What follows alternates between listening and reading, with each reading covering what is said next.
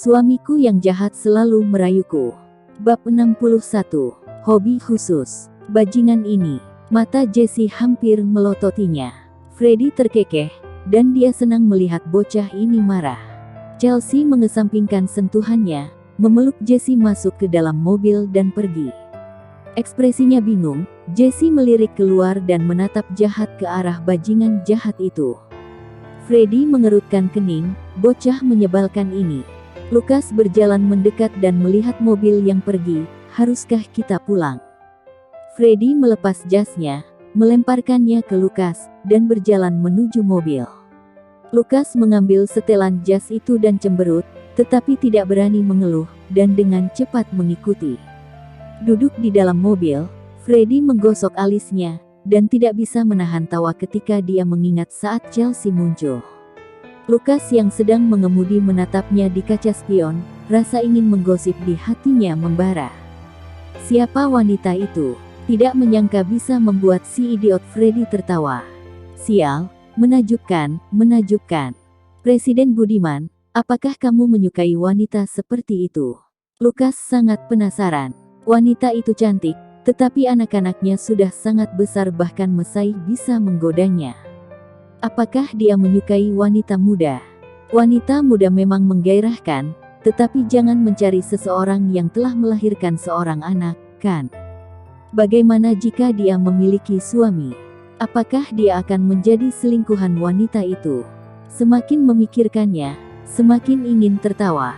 Pemandangan itu sangat menarik untuk dipikirkan. Freddy perlahan mengangkat kelopak matanya. Tidak bisa terdengar suaranya yang marah, yang bagaimana? Gadis yang kamu suka yang sudah memiliki anak. Tidak, Lukas berhenti tepat waktu dan tersenyum konyol, gadis yang sudah melahirkan baru memiliki pesona. Jika dilihat dari penampilan anaknya, maka akan tahu apakah dia sudah atau belum pernah menjalani operasi plastik. Mendengarkan kata-kata melahirkan, Freddy sangat mudah tersinggung, dia menarik lehernya. Jika kamu berbicara lagi, kamu akan mati. Lukas buru-buru tutup mulut, melihat pria itu murung dari kaca spion dari waktu ke waktu. Hatinya sangat senang sebelumnya, sekarang benar-benar marah. Apakah masih bisa mengobrol dengan gembira? Lukas sudah selesai mengatur hotel. Freddy tinggal di sana selama 1 malam, dan bayangan wanita itu hadir berulang kali. Dia tidak bisa tidur. Dia benar-benar berubah. Dulu, dia membuat orang merasa bahwa dia polos, seperti gadis kecil, tapi sekarang, dia percaya diri, ucapan dan tingkah lakunya, terutama ketika dia berbicara tentang profesinya, cara dia berbicara sangat menawan. Hanya saja, dia tinggal di sini selama bertahun-tahun, apakah ada orang di sampingnya? Dia mengeluarkan ponselnya untuk menelepon Kiki, dan memintanya untuk memeriksa kondisi kehidupan Chelsea selama beberapa tahun dan apakah ada orang di sekitarnya. Panggilan berturut-turut ini semua tentang Chelsea. Apakah dia tergoda? Kiki berpikir dalam diam. Apakah dia pernah sangat menyayangi seorang wanita? Bahkan Lisa yang dulu, Sarah yang sekarang tidak pernah begitu dipedulikannya. Dalam beberapa tahun terakhir, emosinya menjadi semakin dingin, dan dia tiba-tiba menjadi antusias. Semua karena wanita yang sudah lama hilang. Jika dikatakan Freddy tidak memikirkannya, itu pasti bohong. Hanya saja Kiki tidak mengerti, meskipun wanita itu dan dirinya telah menikah, namun mereka tidak akur dalam waktu yang lama, bagaimana mungkin mereka ada perasaan? Dia tidak bisa memahaminya, dan tidak ada yang bisa menjawabnya. Segera setelah Freddy menutup telepon ayahnya masuk. Tidak perlu menerima telepon itu, Freddy tahu kenapa dia meneleponnya. Matanya berkedip, dan kemudian perlahan-lahan menggantung untuk menutupi pikirannya. Dengan dingin, dan dia menekan tombol jawab. Ada apa dengan Sarah? Dia bilang kamu ingin membatalkan pertunangan. Tunggu aku kembali baru kita bicarakan. Freddy menatap keluar jendela. Itulah sebabnya dia tidak tinggal di sini dan membiarkan Kiki datang untuk memeri. Sebelum lanjut, jangan lupa subscribe, like, komen, dan share ke akun medsos kalian. Suamiku yang jahat selalu merayuku. Bab 62. Jantung masih bisa berdetak. Henry duduk kembali di sofa dan memanggil Paman Wangsa, pergi dan periksa apakah sesuatu terjadi padanya saat dia pergi ke luar negeri kali ini. Membatalkan pertunangan yang tidak beralasan ini membuatnya lebih banyak berpikir. Yuliana mengulurkan tangannya dan menggenggam tangan Henry, berkata dengan cemas, jika dia tahu kamu sedang menyelidikinya, dia pasti tidak senang. Hubungan antara dia dan kita sudah tidak baik, atau lebih baik kamu bisa bicarakan lagi saja dengannya. Paman Wangsa juga setuju, ya, Anda juga tahu watak tuan muda ini seperti apa. Wajah Henry menjadi suram, dan dia berkata dengan dingin, dengan wataknya yang seperti itu, apakah masih bisa bicara baik-baik? Dia menenangkan raut wajahnya, tapi sikapnya tetap tegas. Untuk masalah yang lain aku bisa membiarkannya, tapi tidak untuk yang satu ini. Ini terkait dengan masa depan keluarga Budiman. Yuliana masih ingin membujuk, tetapi disela oleh Henry terlebih dahulu. Tidak perlu membujukku, aku telah mengambil keputusan tentang masalah ini. Dia menatap Paman Wangsa, pergilah. Ini, Paman Wangsa memandang Yuliana dengan ragu-ragu. Yuliana menghela nafas, terserah dia saja, ayah dan anak memiliki temperamen yang sama, siapa juga yang bisa membujuknya untuk berhenti. Paman Wangsa hanya bisa melakukan apa yang diperintahkan Henry. Freddy yang baru saja meninggalkan rumah, dihentikan oleh Sarah. Freddy berpura-pura tidak melihatnya, dan berjalan menuju mobil tanpa memperdulikannya. Sarah mengejarnya dan meraih lengannya, kita telah bersama selama bertahun-tahun, aku membuat satu kesalahan maka kamu langsung ingin memberikan hukuman mati kepadaku. Langkah kaki Freddy berhenti, gerakannya terlalu tiba-tiba. Langkah kaki Sarah tidak sempat berhenti dan menabraknya. Sarah mengangkat kepalanya, menatap wajah yang telah lama menjadi obsesinya. Raut wajahnya tampak konyol. Freddy merendahkan pandangannya menatap wanita yang telah lama bersamanya ini. Dia pernah berpikir bahwa meskipun wanita ini licik dan tidak begitu polos, tapi dia telah memberikan dirinya kepadanya. Dia harus bertanggung jawab atas perasaannya. Bahkan jika tidak ada cinta, tetap harus ada tanggung jawab. Tetapi pada saat dia melihat Chelsea, dia menyadari bahwa hatinya yang tenang masih bisa berdetak. Hanya karena Chelsea tubuhnya bisa menjadi panas, dan jantungnya berdegup kencang. Dia tidak tahu apa itu. Dia hanya tahu, jika dia melanjutkan pernikahannya ini, dia akan menyesal nanti. Freddy mengulurkan tangannya untuk membelai pipinya dan berkata dengan lembut, apakah kamu benar-benar hanya melakukan satu kesalahan? Berkali-kali dia membuka satu mata dan menutup satu mata, tidak ingin menyelidikinya. Tapi bukan berarti dia tidak tahu sama sekali. Sarah tercengang, apa yang dia tahu? Berpikir dengan baik-baik, bertahun-tahun telah berlalu, Freddy tidak mungkin mengetahuinya, dan sekarang ada kakaknya yang membantunya. Freddy pasti tidak mengetahui apa-apa. Jika dia marah dan menuduhnya, artinya masih ada kemungkinan Freddy mengubah keputusannya. Tapi dia sangat tenang. Semakin tenang dia, semakin membuktikan Freddy sudah mantap dengan keputusannya. Sarah panik dan menarik lengan Freddy dengan erat. Fred, aku mencintaimu selama bertahun-tahun, tidakkah kamu tahu apa yang aku inginkan? Tapi, aku tidak mencintaimu. Freddy tertawa mengejek, menertawakan dirinya sendiri. Sarah menggelengkan kepalanya dengan putus asa, dan menggeram lepas kendali, tidak, kamu mencintaiku, kamu memperlakukanku dengan baik. Itu bukan cinta, itu hanya tanggung jawab tentang malam itu. Dia bersikeras membuat dirinya jatuh cinta padanya, tetapi setelah bertahun-tahun, dia masih tidak bisa tergoda olehnya. Aku akan menebus semua kerugiannya, tapi yang pasti itu bukan pernikahan. Dia menepis tangan Sarah, jelas tidak mau berbicara lebih banyak tentang masalah ini. Sebelum lanjut, jangan lupa subscribe, like, komen, dan share ke akun medsos kalian. Suamiku yang jahat selalu merayuku. Bab 63. Perjamuan dengan maksud terselubung. Jessie menunduk dan tidak mengatakan apa-apa. Chelsea mengerutkan kening, kamu jawab. Jessie meraih tangannya. Dia menindas Mami. Aku akan memberinya pelajaran untuk Mami.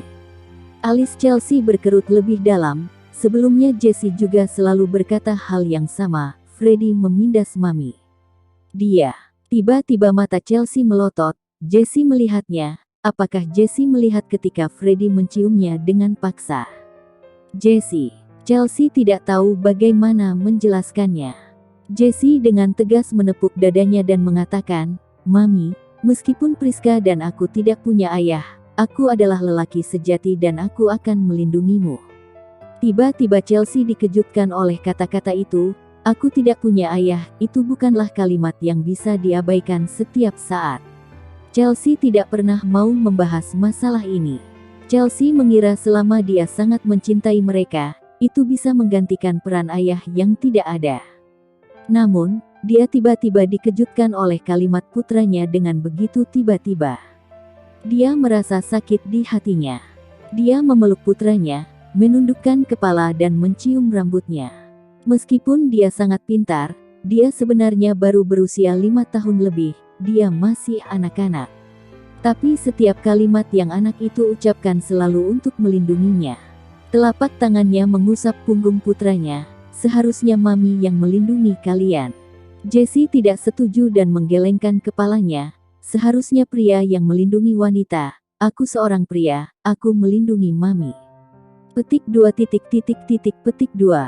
Chelsea memandang putranya tanpa berkata-kata. Dia baru umur berapa, mengapa dia begitu dewasa? Siapa yang mengajarimu? Tanya Chelsea sambil mengerutkan kening.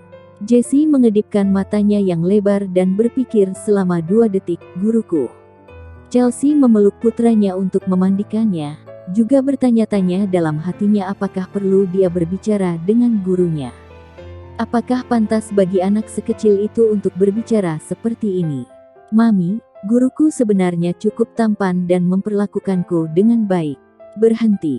Chelsea menyela putranya. Anak ini, baru saja umur segini bagaimana pemikirannya sudah begitu rumit.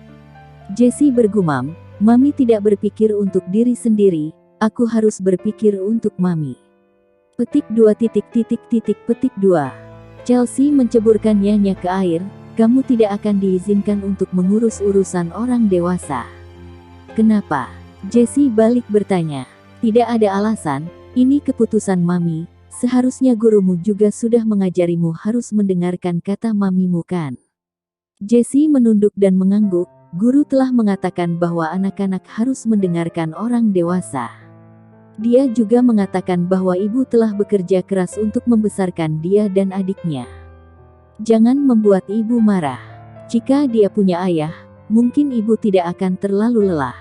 Tapi ibu tidak pernah membahas hal ini, dan dia tidak berani bertanya. Terlebih nenek melarangnya untuk bertanya. Dia mengira, ayahnya pasti orang yang tidak bertanggung jawab yang bisa menelantarkan ibu. Jessie mengulurkan tangan dan memeluk Chelsea, Mami, aku mencintaimu. Chelsea merasakan aliran hangat mengalir di hatinya, seperti berendam di pemandian air panas, kehangatan perlahan membungkusnya. Semuanya sepadan. Dia mempunyai 2 anak yang begitu lucu dan taat aturan, dia sudah merasa puas. Dia mencium wajah putranya, Mami juga mencintaimu. Meskipun kedua anak itu bersama Liana di siang hari, ketika malam mereka tidur dengan Chelsea. Dari sejak anak-anaknya kecil, hampir selalu Chelsea yang menidurkan mereka sendiri. Dia sibuk di siang hari dan hanya punya sedikit waktu menghabiskan waktu dengan anak-anak, jadi malam hari adalah saat dia dekat dengan anak-anak. Dia menceritakan dongeng kepada mereka. Anak-anak meringkuk dalam pelukannya, ini adalah hal yang paling membahagiakan. Dekat dengan darah dagingnya sendiri, dihubungkan oleh darah yang sama dengannya, mungkin seperti itu. Chelsea pergi bekerja, Jessie masih ingin ikut, berkata bahwa itu untuk melindunginya, dan sebelum lanjut, jangan lupa subscribe, like, komen, dan share ke akun medsos kalian. Suamiku yang jahat selalu merayuku. Bab 64. Tidak saling berhutang. Semua anggota keluarga Tanjung tahu tentang perihal pembatalan pertunangan, dan Felix tidak terkecuali. Dia tahu dari Sarah mengapa Freddy membatalkan pertunangan. Jadi setelah melihatnya, dia tidak bisa menyembunyikan amarahnya. Di samping, kakak laki-lakinya, Jeremy, merasakan emosi adiknya yang bergejolak. Dia mengulurkan tangannya dan menepuk pundaknya, dan berbisik, "Keluarga Tanjung kita memiliki akar sejarah yang dalam, kalau tidak kita tidak akan bisa bertahan di kota B. Kamu sudah tidak berada di negara ini selama bertahun-tahun, jadi tidak tahu situasi. Meskipun kali ini dia melanggar perjanjian, kita juga tidak bisa seenaknya membuatnya malu." Petik 2. Felix marah bukan hanya karena dia membatalkan pertunangan, tetapi juga karena dia sudah menemukan Chelsea. 6 tahun lalu, agar Chelsea tidak diketahui keberadaannya oleh Freddy, dia membawanya pergi dari kota B dan menyembunyikannya di negara A. Dia berpikir bahwa setelah waktu yang lama, Chelsea akan dapat menerima Felix, dan dalam waktu 6 itu Chelsea akan dapat melupakan Freddy. Tetapi selama 6 tahun, Chelsea masih tidak mau menerimanya. Freddy juga membatalkan pernikahan adiknya karena dia. Bagaimana dia bisa tenang? Dengan memiliki uang, bisakah melakukan apapun yang diinginkan seenaknya? Felix tidak tahan dengan rasa jijik dan ketidakpuasan dirinya terhadap Freddy. Felix tidak berbicara keras, namun Freddy secara alami dapat mendengarnya. Freddy mengingat bahwa pria ini pernah dekat dengan Chelsea sebelumnya. Dia membersihkan debu yang tidak ada di kerah baju, dan dengan tenang mengatakan, "Apa katamu?" "Aku tidak mendengar dengan jelas." Jeremy buru-buru melangkah maju untuk menengahi. Bukan. Ini karena kamu ingin memutuskan pernikahan dengan Sarah, jadi dia tidak senang, tolong abaikan dia." Ketika Jeremy berbicara, dia menarik adiknya dan menyuruhnya berhenti berbicara. Felix tidak takut pada Freddy. "Sebagai seorang pria, kamu menyakiti wanita seperti ini, apakah kamu tidak takut disambar petir?" Raut wajah Jeremy berubah, dan dia memelototi adiknya. Apakah harus memperlakukan orang yang tidak bisa menjadi keluarga, maka menjadi musuh? Apa untungnya bagi mereka menjadi musuh keluarga budiman?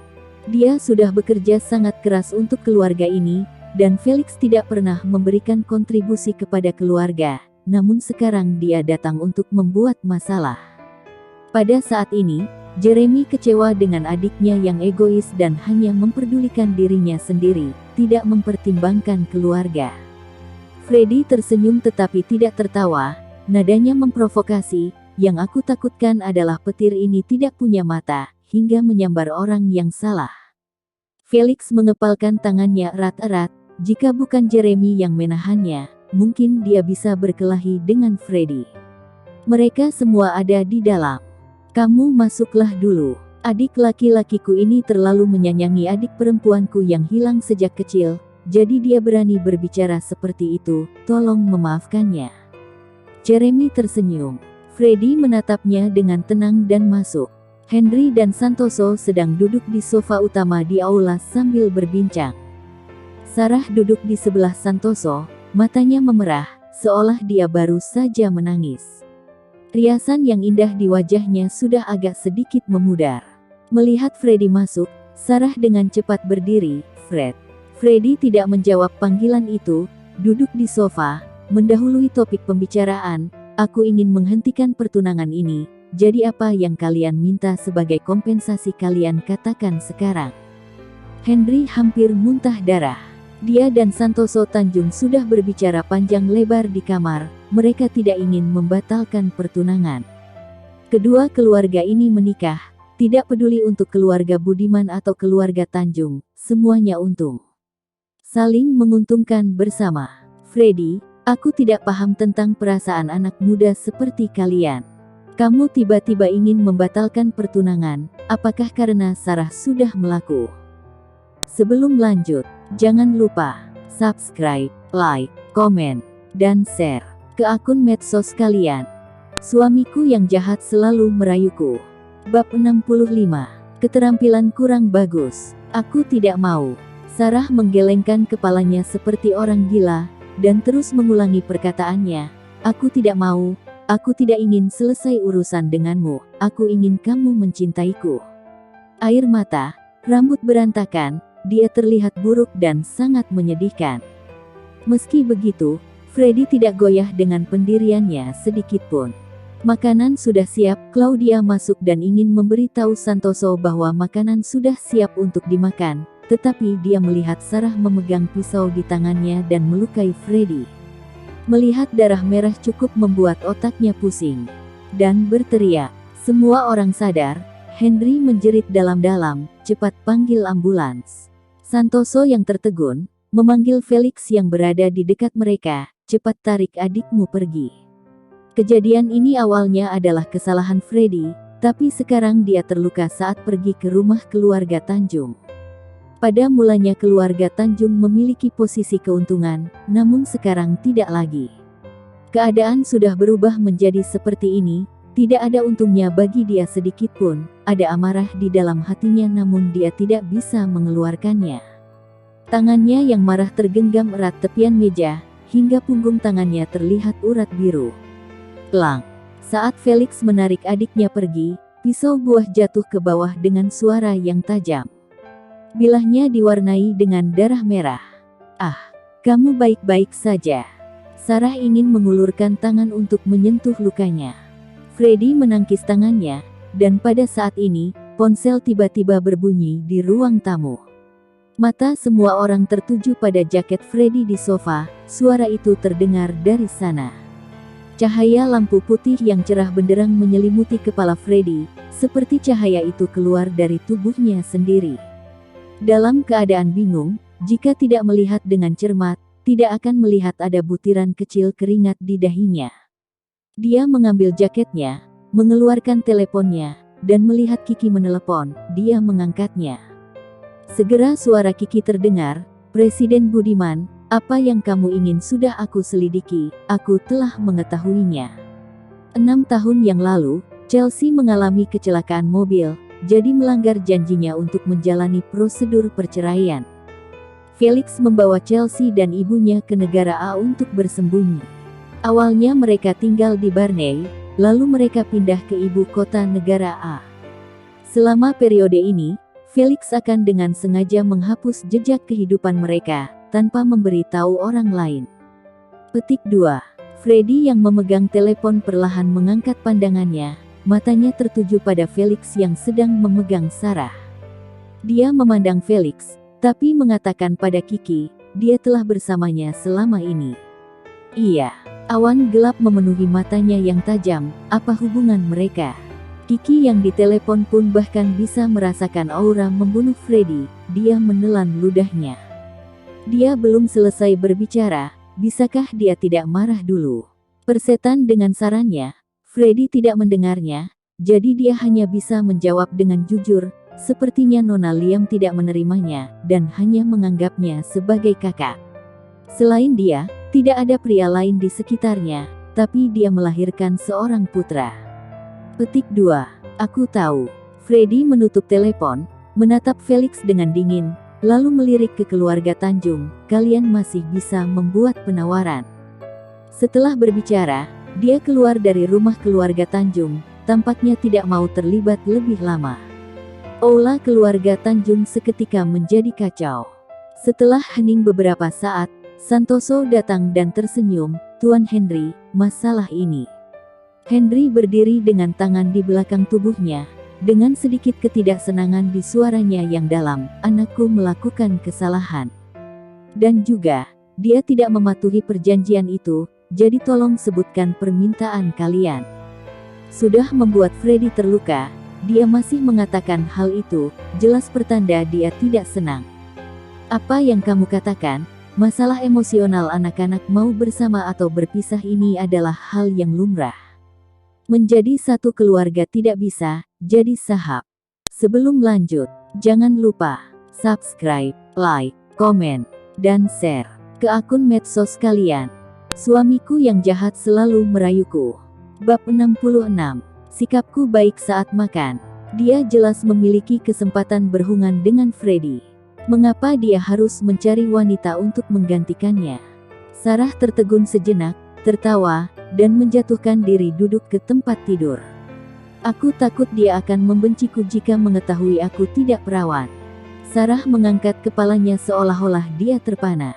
Dia membawaku ke sisinya, tetapi tidak pernah menyentuhku. Aku adalah manusia, seorang wanita dengan fisiologi normal. Aku butuh pria untuk mencintaiku, menyentuhku, hehe. Felix seperti disambar petir. Bagaimana adiknya bisa seperti ini? Sarah tersenyum, tertawa gila. Aku ingin mencari wanita yang bersih untuk diberikan padanya, menggantikanku. Di matanya aku wanita yang bersih, aku menyelamatkannya saat aku masih kecil, ditambah lagi aku sudah bersamanya selama bertahun-tahun, dia akan bertanggung jawab padaku sekalipun dia tidak mencintaiku, dia akan memperlakukanku dengan baik. Ternyata aku benar, dan dia memperlakukanku dengan baik. Apa yang aku lakukan cukup sempurna. Hanya saja, perkiraanku dengan wanita itu tidak sesuai yang diharapkan. Aku tidak menyangka dia berasal dari negara Z juga dari kota B. Yang lebih kebetulan lagi ternyata dia adalah wanita yang dipilih oleh ibu Freddy untuk menjadi tunangannya sejak mereka kecil.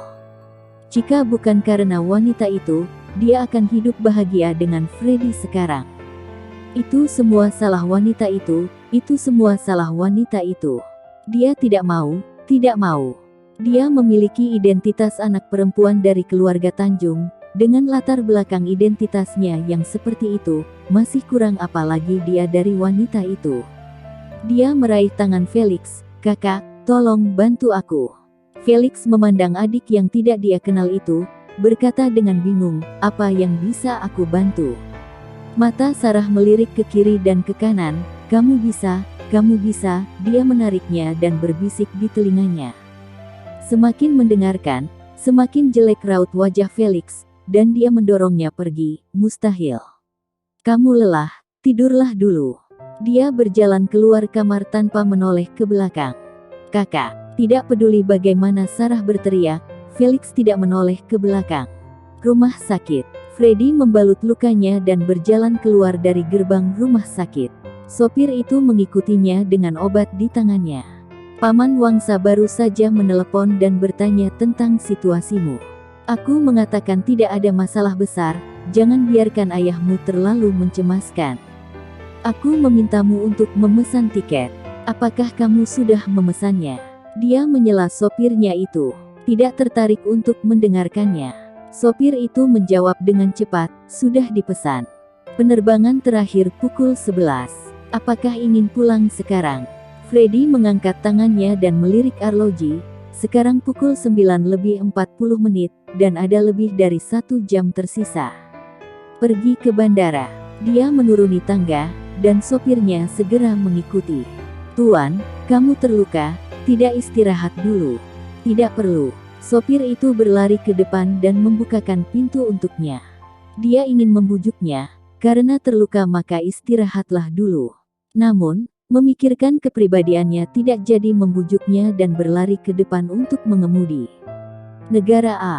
Di perusahaan Leo, Jesse duduk di sofa dan menumpuk banyak makanan lezat di hadapannya. Dia mengedipkan matanya dan bertanya, bolehkah aku mengambil ini? Ya. Gadis-gadis di toko sangat menyukai Jesse. Dia tampan dan pintar, sangat menarik. Jesse, kenapa kamu tidak memakannya malah mengambilnya?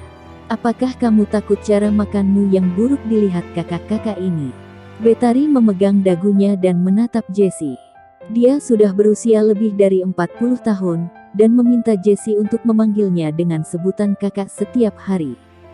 Jesse memandang Betari dengan mata besar yang cerah.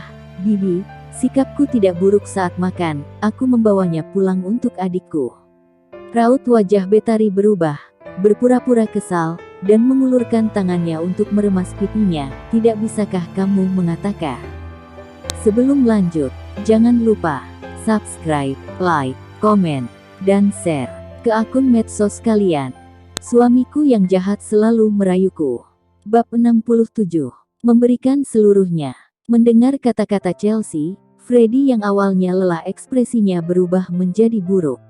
Dia menegakkan tubuhnya dan bersandar ke mobil, lalu mengatakan sambil terkekeh, aku datang untuk melihat istriku, tidak boleh. Chelsea mengerutkan kening, bagaimana dia bisa begitu tidak tahu malu. Mereka sudah bercerai. Freddie masih dengan gayanya yang malas-malasan, aku tidak keberatan untuk masuk dan berbicara dengan putramu tentang hubungan kita. Apa yang kamu inginkan? Chelsea marah. Apakah dia bajingan?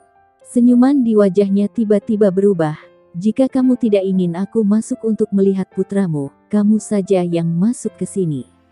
Chelsea tertegun di tempat. Setelah memikirkannya agak lama, Jessie merupakan anak yang sensitif. Setelah insiden terakhir, Jessie sangat memusuhi dia. Jika dia diizinkan masuk, bagaimana dia bisa memberitahu anak-anak identitas Freddie? Pandangan mata Freddie sedikit tidak jelas. Dia mengedip-ngedipkan mata, namun pandangannya masih kabur, berkata dengan suara serak, aku memiliki waktu dan kesabaran yang terbatas. Chelsea menggerakkan kakinya dengan lambat. Freddie masih menunggu dengan sangat tenang dan sabar.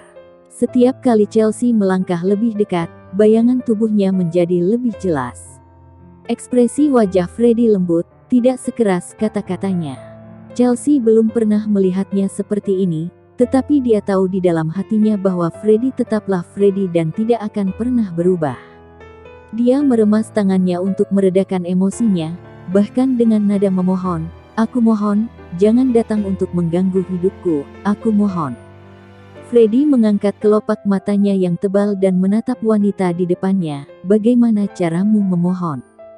Kemudian dia tersenyum tipis, seorang yang memohon harus menunjukkan ketulusan, bagaimana caramu memohon? Dengan menyerahkan tubuhmu, apa maksudnya? Apakah dia menganggapku wanita sembarangan? Ya, ketika dia berusia 18 tahun, dia kehilangan kesuciannya, tetapi itu tidak berarti dia adalah wanita yang sembarangan. Wajah Chelsea pucat, amarahnya terlihat penuh, bahunya gemetar hebat, dan suaranya berangsur-angsur berubah, apakah kamu sebrengsek itu? Pipinya tegang karena marah, dengan urat biru terentang di lehernya, sedikit bergetar. Beberapa helai rambut di sekitar telinganya terjerat di lehernya, menambahkan sedikit aura feminitas tanpa alasan. Jakun Freddie bergerak naik turun, berpikir bahwa dia mungkin sudah gila. Melihatnya marah, malahan dia punya akal. Dia mengulurkan tangannya untuk memegang pinggangnya, tubuh Chelsea masuk ke pelukannya.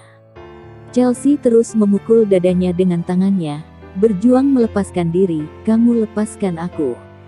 Freddie menarik napas, tetapi kekuatan tangannya tidak mengendur, malah dia berusaha lebih keras, mengaitkan pinggangnya, menangkap tangannya yang gelisah, dan berbisik, jangan membuat masalah. Chelsea memelototinya. Mengapa dia mengganggu hidupnya? Dia hanya ingin bersama anaknya dan hidup dengan tenang, apakah itu sangat sulit? Aku lelah. Dagu Freddie bertumpu pada bahunya, hidungnya dipenuhi dengan aroma tubuhnya, aroma yang samar. Wajahnya terkubur di lehernya, suaranya yang rendah berkata, temukan tempat bagiku untuk beristirahat. Petik 2. Dia sangat lelah. Chelsea melihat ada warna gelap di bawah kelopak matanya, tubuhnya tidak sekuat sebelumnya, dia melembutkan suaranya. Apakah kamu sakit? Freddie hanya menjawab dengan berdeham. Chelsea ragu-ragu, tetapi pada akhirnya dia tidak bisa mengeraskan hatinya untuk mengabaikannya. Aku akan mencarikanmu hotel, oke? Chelsea bertanya. Ya. Chelsea membantunya masuk ke dalam mobil, memasangkan sabuk pengaman, menutup pintu, lalu naik ke posisi mengemudi dan menyalakan mobil. Dia kenal daerah di sini, dan mencari hotel itu hal yang mudah. Sekitar 10 menit kemudian, Chelsea memarkir mobil di depan sebuah hotel bintang 5. Dia turun dari mobil, memberikan kunci ke staf hotel, dan pergi ke lob. Sebelum lanjut, jangan lupa subscribe, like, komen, dan share ke akun medsos kalian. Suamiku yang jahat selalu merayuku. Bab 68. Setelah lama tidak bertemu, lalu bertemu lagi terasa seperti pengantin baru. Chelsea berbalik untuk pergi setelah berbicara. Siapa nama anakmu? Saat Chelsea berjalan ke pintu kamar, suara laki-laki yang ceria terdengar di belakangnya, Jessie, Priska Liam. Ketika dia datang ke negara A, dia telah memperoleh informasi kehidupan Rincin Chelsea selama beberapa tahun terakhir dari Kiki. Yang mengejutkan, wanita ini justru melahirkan sepasang anak kembar. Dan itu terlihat sangat manis. Chelsea berhenti, berbalik dan menatapnya, memegang tangannya erat-erat ketika dia bertemu Kiki. Dia tahu bahwa Kiki sedang menyelidikinya. Tak disangka, gerakan Kiki pun cepat. Jika kamu membutuhkanku untuk kembali mengisi surat cerai denganmu, kamu dapat dengan jelas mengatakan bahwa aku secara alami bersedia dan tidak akan menghalangi kebahagiaanmu. Tetapi jika kamu mengancam seperti ini, bukankah menurutmu itu terlalu mengganggu? Chelsea gemetar dan marahnya tak terhenti. Freddie berbaring diam di tempat tidur, dengan tangan di dahi dan mata tertutup. Tidak berkata-kata. Sepertinya sangat lelah. Chelsea berdiri di depan pintu dan tidak berani pergi. Siapa yang tahu jika orang ini akan melakukan sesuatu yang gila dan menyakiti anaknya. Bagaimanapun, dia tahu segalanya tentang dia sekarang. Aku haus. Untuk waktu yang lama, Freddie berbicara perlahan, masih tidak membuka matanya. Chelsea meliriknya, marah, berpikir bahwa mungkin juga mati kehausan. Freddie berbalik dan membelakangi Chelsea. Mata yang awalnya tertutup, perlahan terbuka, dengan kelelahan di wajahnya. Kamu ingin aku mati kehausan dan membunuh suamimu. Petik 2. Petik 2. Chelsea seperti tercekik di dadanya. Berbalik untuk menuangkan air, dan berikan, ini untukmu. Kamu berikan padaku. Freddie berbalik dan melihat wanita yang berdiri di samping tempat tidur menahan amarah. Karena amarahnya, pipinya memerah. Pipinya sedikit melotot, seperti hamster yang marah, dan dia terlihat sangat lucu. Freddie tidak bisa menahan tawa, tetapi tawa itu jatuh ke telinga Chelsea dan menjadi menggoda. Freddie, matilah saja kamu. Chelsea melemparkan gelas air padanya. Air hangat di gelas terjatuh di udara, tumpah tak menentu, dan jatuh menimpanya, tapi air di gelasnya jatuh persis di dadanya yang terluka. Saat gelas air jatuh, dia mencibir. Baju yang dibasahi air menunjukkan bagian dalamnya yang berwarna merah. Chelsea tertegun sejenak. Dia merasa sangat sakit. Bagaimana mungkin secangkir air bisa membuatnya sakit, tetapi dia tampak sangat sakit sekarang. Jangan berpura-pura. Chelsea berpura-pura tenang. Freddie berbaring, tidak bergerak dan diam. Tatapan Chelsea perlahan melihat ke atas, dan dia secara tidak sengaja jatuh pada warna merah di kemeja putihnya. Dia mengerutkan kening, bagaimana mungkin ada warna merah di dadanya. Dia membungkuk, mencoba melihat warna merah itu kenapa. Menjadi semakin dekat, dan kemejanya basah karena air. Chelsea dapat dengan jelas melihat kain kasa melilit dadanya. Kenapa kamu terluka? Chelsea bertanya dengan bingung. Freddie membuka matanya dan menatap langit-langit dengan lampu kristal yang bersinar. Menggosoknya dengan tangannya. Dia hanya tidak ingin berhutang terlalu banyak pada Sarah. Bagaimanapun, dia mengecewakannya. Dia memiliki 1000 hal buruk dan semuanya buruk, tetapi ada satu hal baik. Bagaimanapun, selama bertahun-tahun, ada sedikit cinta antara mereka. Hubungan ini tidak ada hubungannya dengan perasaan, ini adalah moralitas dan rasa tanggung jawab. Bagaimana Sarah menanyainya? Apakah uang bisa membeli semua masa mudanya? Bulu matanya yang panjang dan tebal bergetar sedikit, menatapnya, dan jejak keseriusan terlihat di matanya. Aku mengatakan, aku melakukan semua ini demi kamu, apakah kamu percaya? Bibir Chelsea terkatup rapat, dia sepertinya melihat keseriusan di matanya sekarang. Menyukai wanita yang sudah punya anak. Sakit mata, pasti matanya sudah rabun. Dan apa? Sebelum lanjut, jangan lupa subscribe, like, komen, dan share ke akun medsos kalian. Suamiku yang jahat selalu merayuku. Bab 69. Apakah kamu bandit? Freddie terkejut sejenak. Kamu. Begitu dia berbicara, pintu kamar berdering. Dia mengerutkan kening, tidak terlalu senang bahwa seseorang mengetuk pintu saat ini. Dia bangkit dan melihat pakaian Chelsea menggulung pakaian dan memperlihatkan perut yang halus dan rata. Dia mengulurkan tangannya untuk memperbaiki pakaiannya dan menatapnya. Aku tidak menindasmu. Kenapa kamu menangis? Chelsea duduk, tidak mau memperhatikannya, menoleh, masih marah padanya. Freddy menghela napas, aku akan membuka pintu. Kemejanya dilepas. Dia tidak bisa memakainya lagi. Dia mengambil handuk mandi dan memakainya di kamar mandi lalu membuka pintu. Berdiri di depan pintu adalah seorang wanita dengan rok ketat berwarna ungu, dengan bodi yang seksi, rambut ikal keemasan, paha ramping yang terlihat, menginjak sepasang sepatu hak tinggi hitam, dan melihat pria itu membuka pintu. Dia memegang rambutnya, bibir merah sedikit terbuka. Aku adalah milikmu. Sambil mengatakan itu, dia masuk sendiri. Jangan khawatir, aku sangat terampil, dan aku pasti akan memuaskanmu. Wanita itu sepertinya sudah terbiasa dengan pemandangan seperti ini. Dia berjalan ke meja dan menuangkan segelas anggur merah, menyerahkannya ke bibirnya, lalu meminumnya, memandang pria yang sangat tampan, berpikir bahwa dia seperti melihat harta karun, dan dia akan tidur dengan pria seperti itu, jika dia tidak memberikan uang pun tidak apa-apa. Belum lagi ada begitu banyak uang untuknya, dan antusiasmenya sedikit tinggi. Kamu punya persyaratan khusus, aku juga bisa memuaskan dengan mulut, atau...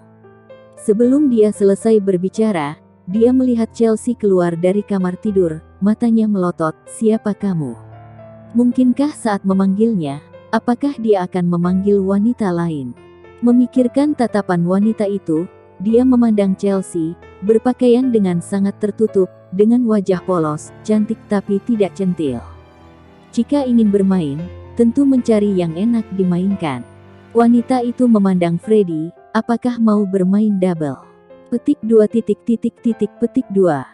Freddy benar-benar marah. Pergi. Wanita itu tidak bereaksi, dan tersenyum, aku tidak keberatan untuk double.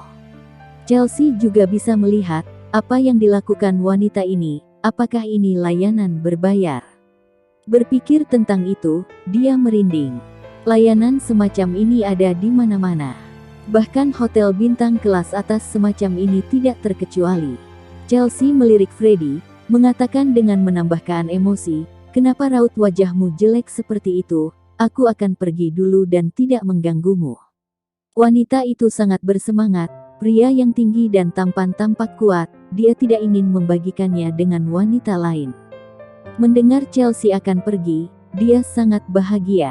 Ada sedikit kegembiraan di wajahnya. Freddy meliriknya dengan jijik, memandang Chelsea, dan memperingatkan, coba saja jika kamu pergi. Chelsea memelototinya, apakah kamu bandit? Kamu mengatakan itu ya berarti benar. Freddy berjalan ke arahnya, berdiri di sampingnya, membungkuk, ini yang kamu lakukan, kamu harus menyelesaikannya. Petik 2 petik 2. Chelsea menggertakkan giginya. Wanita itu melihat Freddy berjalan ke kamar tidur, dan dia datang. Begitu dia mencapai pintu, Chelsea mengulurkan tangan dan menghentikannya. Maaf, kamu pulanglah, tidak perlu layanan di sini.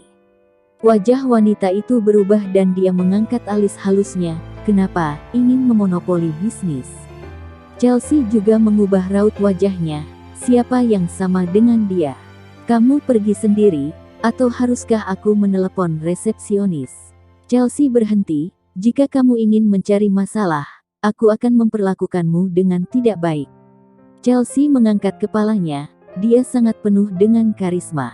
Wanita ini tidak mau, mereka yang bisa tinggal di tempat seperti ini adalah orang kaya, dan sikap pria barusan juga tidak menghargainya. Ini adalah satu-satunya saat di mana dia ditolak. Dalam suasana hati yang buruk, dia mengatakan dengan dingin, aku sudah datang, tetapi uangnya tidak bisa deh. Sebelum lanjut, jangan lupa subscribe, like, komen, dan share ke akun medsos kalian. Suamiku yang jahat selalu merayuku. Bab 70. Jangan sampai melepaskan si penghancur hati wanita. Sikap Chelsea sangat keras, dan dia mengatakan dengan sangat jelas, jika dia tidak datang, dia akan pergi. Dia awalnya marah karena Kiki sedang menyelidikinya, tetapi Freddy mengancamnya dengan anaknya, dan hatinya merasa tidak bahagia. Sekarang Kiki menolaknya lagi. Jika sikapnya baik baru sangat aneh. Kiki tidak berani tidak datang. Dia cepat, dan orang-orang muncul di pintu dalam waktu kurang dari 10 menit, mungkin tidak jauh dari hotel. Mendengar ketukan di pintu, Chelsea membuka pintu, dan Kiki berdiri di depan pintu dengan senyum aneh. "Nona Chelsea." Chelsea mengabaikannya, berbalik dan memasuki ruangan, menunjuk ke tumpukan obat di atas meja, dan memberitahunya dosisnya. Kiki mengerutkan kening. "Apa katamu? Freddy terluka?" "Bagaimana mungkin?" Kiki jelas tidak percaya. Chelsea tidak punya waktu untuk berbicara omong kosong dengannya. "Jika kamu tidak percaya padaku, lihat saja sendiri, aku akan pulang sekarang." Chelsea membuka pintu dan keluar. Kiki berdiri di samping tempat tidur dan berjalan mondar-mandir 2 kali, masih penasaran bagaimana Freddy bisa terluka. Pada akhirnya, rasa ingin tahu melewati akal sehatnya. Dia mengulurkan tangan untuk mengangkat selimut di tubuh Freddy, ingin melihat apa yang terjadi. Namun, sebelum dia mengangkatnya, pria yang menutup matanya tiba-tiba membuka matanya. "Apa yang kamu lakukan?" "Kiki." "Ya aku dengar kamu terluka." Freddy menepuk tangannya dan melihat sekeliling ruangan kiri dan kanan. "Dia sendirian, mana wanita itu?" Kiki melihat keraguan Freddy dan bertanya, "Apakah kamu mencari Nona Chelsea?" Freddy terdiam, sepertinya mengiyakan. "Dia menelepon aku pagi-pagi, dan dia sudah pergi." Kiki masih menatapnya dengan rasa ingin tahu setelah berbicara. "Jelas Chelsea ada di sini tadi malam, mungkinkah Freddy menyerang lalu Chelsea melawan dan menusuknya?" Semakin banyak memikirkan, semakin tinggi kemungkinannya ditusuk oleh seorang wanita. Kiki secara otomatis teringat kembali adegan penolakan Freddy tadi malam, dan sedikit senyum muncul di wajahnya. "Apa yang kamu tertawakan?" Freddy duduk. "Tidak ada." Kiki segera mengurangi senyumnya dan mengatakan dengan sungguh-sungguh, "Presiden Budiman, bagaimana kamu bisa terluka?" Uhuk, apakah itu disebabkan oleh perlawanan Nona Chelsea?" Petik 2. Freddy dengan tenang mengatakan, "Keluar. Pergi dan ambil pakaian bersih." Apakah benar-benar ditolak? Kiki ingin tertawa. Sangat ingin melihat Freddy kalah. Ada wanita yang menolaknya. Sial, itu mengherankan, tapi dia tidak melihatnya. Sayang sekali. Freddy mengangkat selimut dan turun dari tempat tidur. Ada celana dalam di tubuhnya, dengan kain kasa melilit tubuh bagian atasnya. Dia berjalan ke arah Kiki dengan murung, "Lucu." Kiki membuka mulutnya, terengah-engah, dan menggelengkan kepalanya dengan tegas. "Tidak lucu, tidak lucu sama sekali. Aku akan mengambilkan pakaian untukmu." Berbalik dan lari. Jika terlambat, Freddy akan membalas dendam. Freddy menuangkan segelas air dan menuangkannya melihat kursi di samping tempat tidur. Dia sepertinya melihat Chelsea berbaring telentang untuk tidur di malam hari. Sepertinya dia telah berbicara dengannya, tetapi dia tidak mendengar dengan jelas. Dia tidak pergi, dan bisa tinggal dan merawatnya sudah membuatnya merasa lebih baik. Chelsea, yang tidak banyak tidur sepanjang malam, menyeret tubuhnya yang lelah kembali ke rumah. Kedua anak itu dirawat oleh Liana. Tentu mereka semua baik-baik saja. Dia mandi dan mengganti pakaian bersih sebelum pergi ke kamar untuk melihat anak itu. Priska masih tertidur lelap, dengan mulut kecil berwarna merah muda yang sedang cemberut, pipinya memerah seperti boneka yang tertidur. Chelsea mencium wajah putrinya sebelum meninggalkan kamar. Jessie telah bangun dan sedang mencuci dirinya sendiri di kamar mandi. "Kamu tidak pulang tadi malam, apakah karena urusan kerja?"